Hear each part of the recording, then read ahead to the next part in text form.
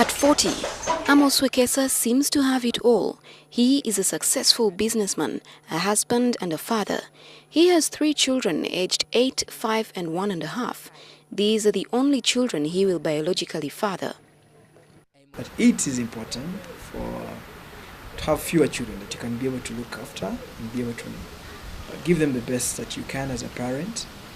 Wekesa had a vasectomy shortly after his 3rd child. He has no regrets. A vasectomy is a surgical procedure for male sterilization and/or permanent birth control.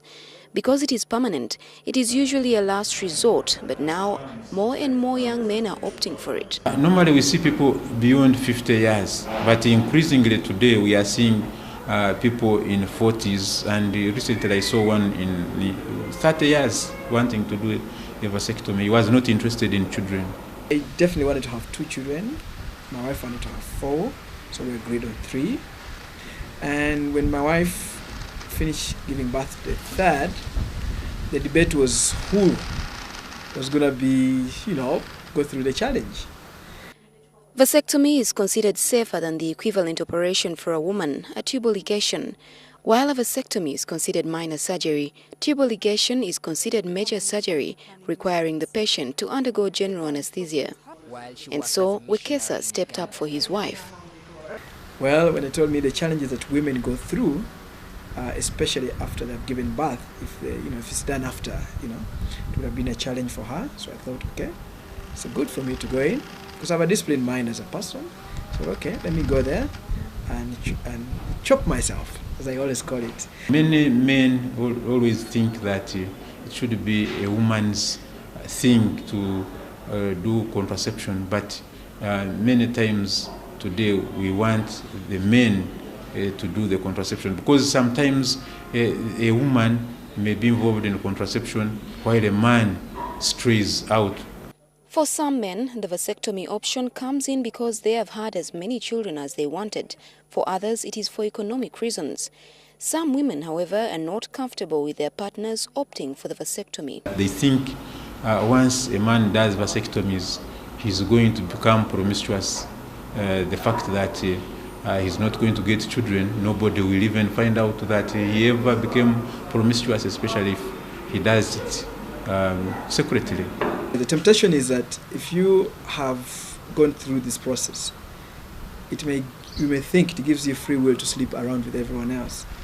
But it's very clear that you could also get HIV and spread the HIV again to your loved people, like your wife and so on and so forth. With decisions that can be as life-altering as this one, the ideal would be for the couple to decide on whether or not a vasectomy suits their needs. For my case, I was purely out of discussion with my wife. But that is not always the case. Unless we find out that the wife and the husband are in agreement, we don't do it, because it also has medical legal issues. You can do it on a man, and yet the woman does not want, and the woman sues you.